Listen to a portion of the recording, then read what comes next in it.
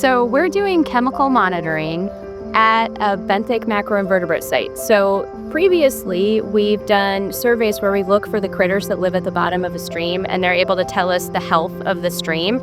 And this is one of the sites where the health was not so good. So we wanted to understand why. We are collecting water quality data to include phosphate, pH levels, salt, nitrate, and then we measure, conductivity and dissolved oxygen. All those things, they sound like big words, but in a way, it's just seeing, how the stream feels and how it's, doing and how it'll provide for life that's living in there. Streams are pretty much the backbone of a healthy ecosystem. So if our streams aren't doing well, that's a good indicator that there's problems in the rest of the ecosystem.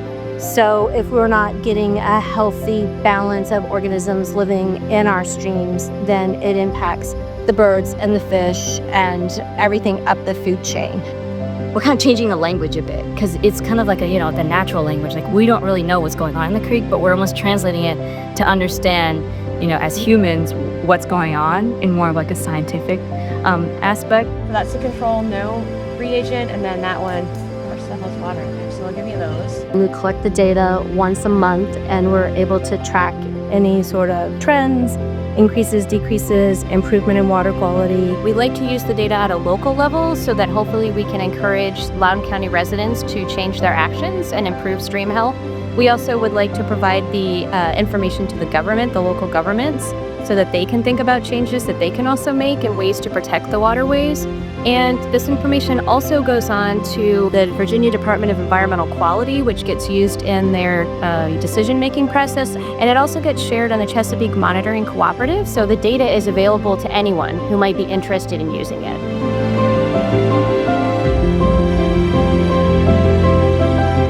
I just really enjoy, getting my hands dirty and really being in the water.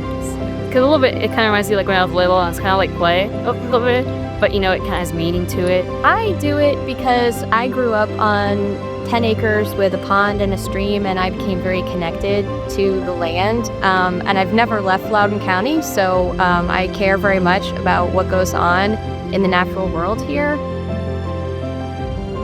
It's just all the organisms that live here, they rely on the stream, and so do we. So it's always important to take care of it.